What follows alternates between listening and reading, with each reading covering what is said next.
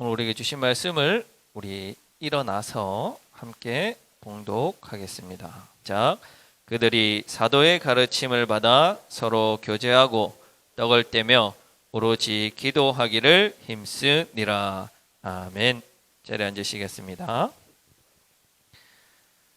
이제 초대교회는 이라는 제목으로 세 번째 하나님 말씀을 전하도록 하겠습니다. 저를 한번 보시죠.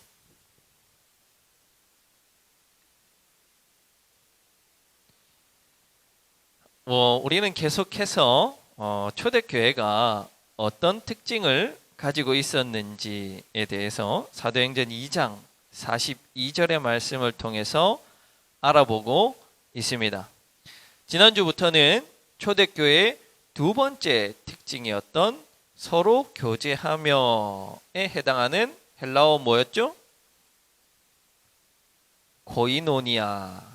바로 이 코이노니아의 구체적인 의미, 구체적인 실천 방안에 대해서 우리가 살펴보고 있습니다. 오늘은 코이노니아가 가지고 있는 세 가지 의미 가운데 두 번째인 첫 번째가 뭐였죠? 연합. 두 번째가 참여. 세 번째가 공유. 다 잊어버리셨네요. 감사합니다. 다시 한번 해봅시다. 첫 번째가 연합, 두 번째가 참여, 세 번째가 공유입니다. 얼마나 좋습니까? 우리 박수정 성도님 처음 왔는데 다 처음 듣는 것처럼 이렇게 들으니까 좋죠. 자, 오늘은 이렇게 서로 교제한다는 것에 대한 두 번째 의미인 이 참여에 대해서 한번 우리가 알아보고자 합니다. 이 참여의 의미는 고린도전서 10장 16절 말씀에 잘 나타나 있습니다. 같이 읽습니다. 시작. 우리가 축복하는 축복의 자는 그리스도의 피에 참여함이 아닙니까? 우리가 떼는 빵은 그리스도의 몸에 참여함이 아닙니까? 아멘.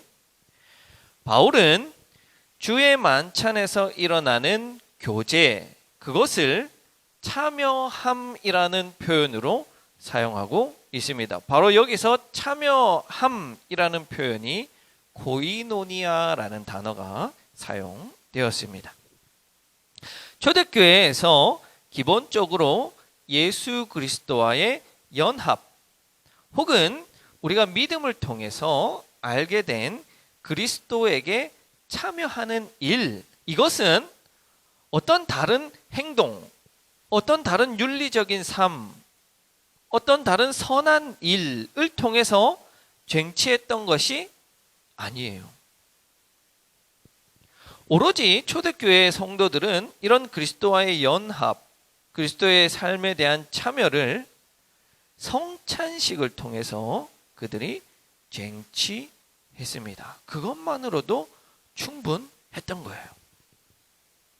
사실 초대교회의 사람들도 윤리적인 삶은 살았습니다. 그러나 오늘날 우리가 예수를 믿는다고 할 때 수반되는 그런 윤리적인 삶, 착한 일을 하는 삶, 그런 삶은 아니었어요.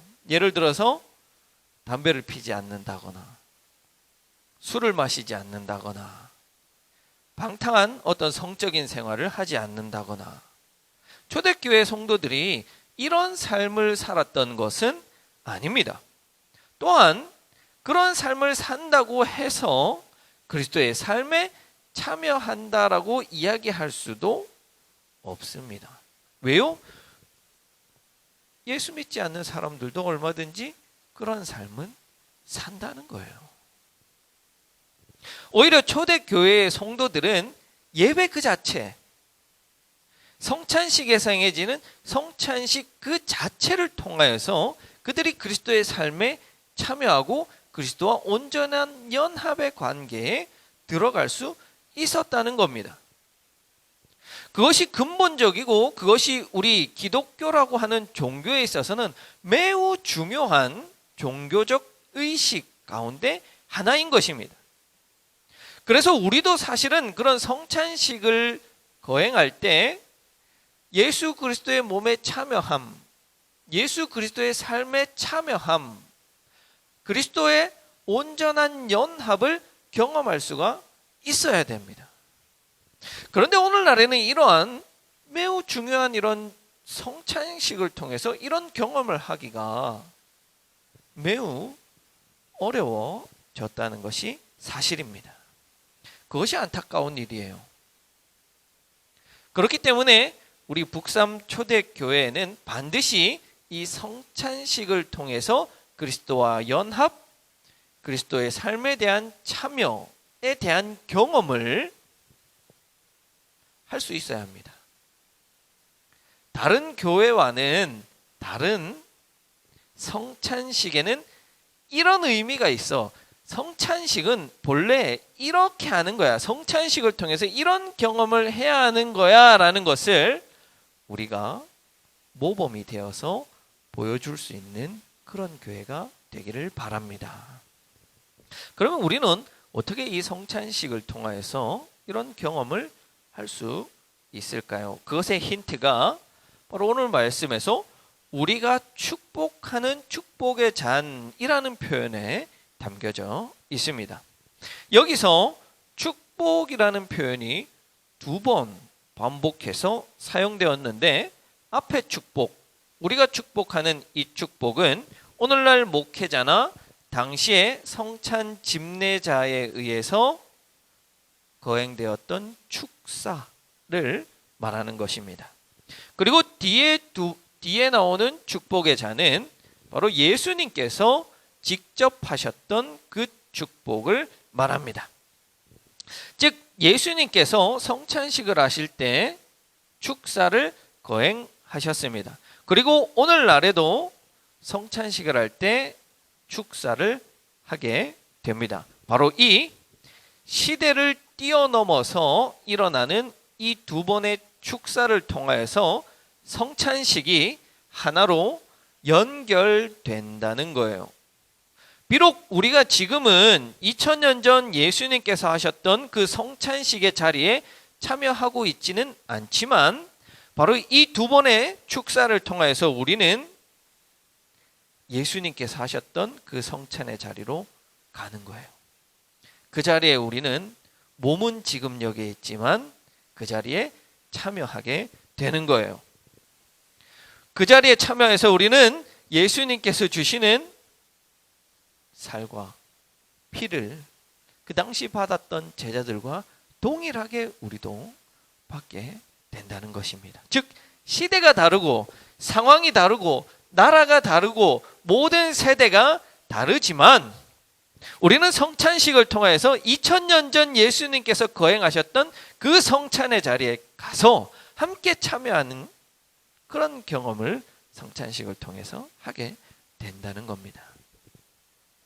그렇기에 주님께서 축복해 주신 축복의 잔을 우리가 먹고 마심으로 우리는 부활하신 권능을 받으신 영광을 받으신 그 예수님께서 주시는 그 그리스도께서 주시는 축복의 잔에 함께 참여할 수 있게 되는 겁니다.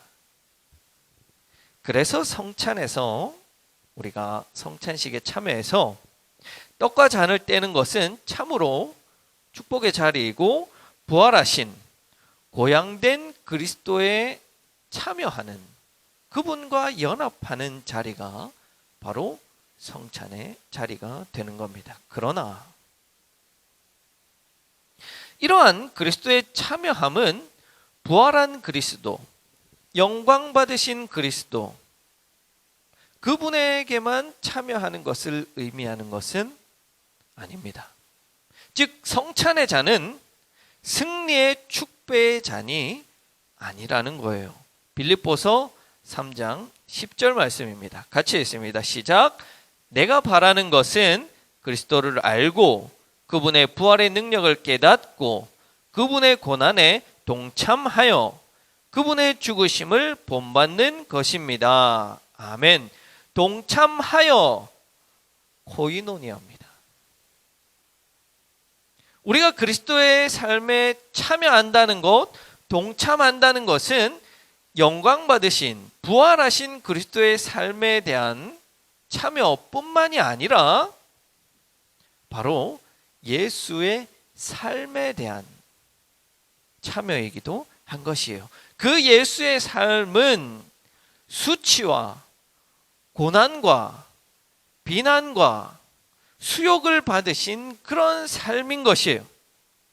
우리가 부활하신 그리스도의 영광에 참여하기 위해서는 바로 예수의 고난당한 그 삶에도 함께 참여할 수 있어야 한다는 것을 의미하는 거예요.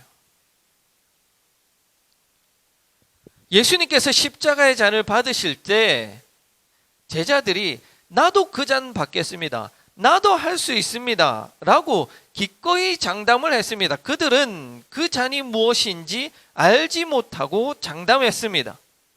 그저 그 잔이 영광의 잔으로만 생각해서 하나님 나라가 오실 때 내가 우편에, 내가 좌편에 있게 해주십시오 라고 말하는 어리석음을 범했습니다. 그래요. 우리가 예수 그리스도의 피와 몸에 참여한다는 것은 이렇게 그분의 수치당함, 고난당함, 수욕을 당하심에 대한 참여이며, 그것을 통하여서 우리는 부활하신 그리스도의 영광에까지 참여하게 되는 것입니다. 이를 통해서 우리는 그리스도와 참으로 교제, 코이노니아 할 수 있으며 그분의 삶에 온전히 녹아들어서 그분께서 2000년 전 이 땅에 세우고 싶어 하셨던 그 하나님 나라, 그 뜻을 이어받아서 우리는 이 땅에서 그 뜻을 펼치며 살아갈 수 있습니다. 그렇다면 우리는 그리스도와 온전히 연합된, 하나된 연합의 관계에 있다라고 말할 수 있지 않겠습니까? 바로 예수 그리스도의 고난과 영광에 대한 참여가 그리스도와의 온전한 연합을 이루게 하는 요소인 것입니다. 원하기는 우리 모두가 그리스도의 삶과 고난과 부활과 권능과 영광에 참여하는 이들이 되시길 바랍니다. 이렇게 우리가 한 피, 한 몸을 먹고 마시게 되면 우리는 하나의 몸, 하나의 피에 함께 참여하는 이들이 됩니다. 따라서 그리스도의 피와 몸에 함께 참여하는 우리 공동체 모두는 하나의 몸을 이루게 됩니다. 바울은 고린도전서 10장 17절에서 이렇게 선언합니다. 함께 읽읍시다. 빵이 하나이므로 우리가 여럿일지라도 한 몸입니다. 그것은 우리가 모두 그 한 덩이 빵을 함께 나누어 먹기 때문입니다. 아멘. 그리스도의 몸과 피를 함께 취하는 우리 모두는 한 몸이라고 말하고 있습니다. 맞습니다. 성찬을 통해서 그리스도와 교제하면 성찬에 참여하는 이 참여자들 사이에서도 교제가 일어나게 됩니다. 왜요? 한 몸, 한 피를 먹고 마셔서 한 몸이 되었기 때문이에요.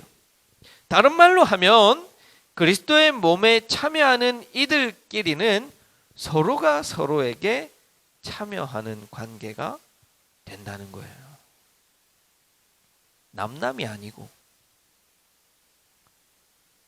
우리가 흔히 말하는, 교회에서 말하는 형제의 관계를 뛰어넘는 하나의 몸, 하나의 지체를 이루는 관계가 된다는 것입니다. 이것이 그리스도를 머리로, 그리스도인은 지체라는 비유로 바울이 설명한 교회의 모습이에요. 고린도전서 12장 27절입니다. 너희는 그리스도의 몸이요 지체의 각 부분이라. 교회입니다. 이것이 교회예요. 교회는 그리스도의 몸과 피에 참여하는 이들이 모인 공동체입니다. 이들은 하나의 몸과 하나의 피에 참여하기 때문에 서로 각기 다른 정체성, 서로 각기 다른 삶, 서로 각기 다른 배경을 가지고 살아왔음에도 불구하고 하나일 수 있다는 거예요. 서로 생각이 다를 수 있습니다. 사상이 다를 수도 있습니다. 그러나 그리스도에 의하여서, 그리스도의 몸에 참여함으로 인하여서 하나 될 수 있는 공동체가 교회라는 거예요. 그렇기 때문에 교회의 최대의 적은 분열이에요. 분쟁이에요. 교회 내의 분열은 단순히 서로 간의 의견이 맞지 않음, 이러한 차원이 아닙니다. 한 몸인 그리스도의 지체가 조각조각 잘려나가는 것이 분열이고 분쟁이라고 할 수 있어요. 여러분, 어찌 토막난 지체가, 토막난 신체가 생명을 가지고 있다라고 말할 수 있습니까? 그것은 죽은 시체일 수밖에 없습니다. 그래서 이런 교회를 이루기 위해서는 반드시 서로가 서로에게 대하여서 참여함이 필요합니다. 우리가 그리스도에게 참여하는 것과 같이 우리의 이웃 삶에 대한 참여가 반드시 있어야 된다는 거예요. 그것을 통하여서 우리는 교회가 되고 공동체가 되고 그리스도의 몸에 대한 지체가 될 수 있습니다. 현대 교회와 교인들의 위기가 어디에서 오시는지 아십니까? 개인주의에서 오는 겁니다. 신앙의 위기는 개인주의에서 오는 거예요. 신앙은 결코 개인 혼자서 할 수 없습니다. 요즘에 코로나 때문에 가정에서 사이버로 예배를 많이 드립니다. 그러나 안타깝게도 예배는 드릴 수 있습니다. 그러나 이런 한 몸, 한 지체를 이룰 수는 없는 거예요. 이것이 우리 교회의 딜레마예요. 우리는 모여야 되는데 한편으로는 또 모이면 안 되고, 참 여기에 대한 지혜가 필요한 시점이라고 생각합니다.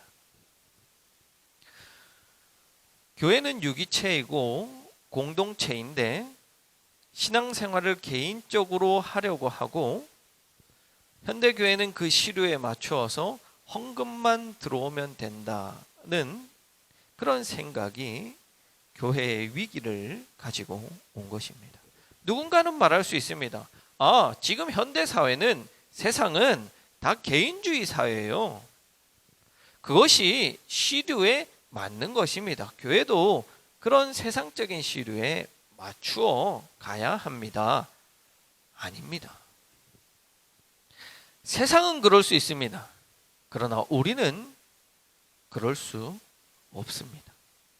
우리는 철저하게 공동체성을 갖추어야 하고 서로가 서로의 삶에 대해서 참여하고 교제가 일어나야 합니다. 그것은 마치 삼위일체 하나님께서 서로가 서로에게 참여함, 내주함으로 인하여서 삼위가 서로 따로 떨어져 있지 않고 일체를 이루는 것과 마찬가지예요.